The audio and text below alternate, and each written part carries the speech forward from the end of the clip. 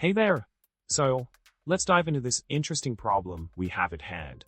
The issue arises when trying to detect lines inside a table using OpenCV LineDetector class. The problem lies in detecting words as lines, leading to inaccurate results. We need to find a way to ensure that only actual lines are being detected, without mistaking words for lines. Now, onto the solution. One effective approach to tackle this problem is by using CV2.halfLines for line detection, as it is more suitable for distinguishing lines from text. By utilizing parameters such as max line gap and experimenting with CV2.kne for edge detection, we can enhance the accuracy of detecting lines while ignoring text in the image. This adjustment helps in improving the overall line detection process, resulting in more precise output.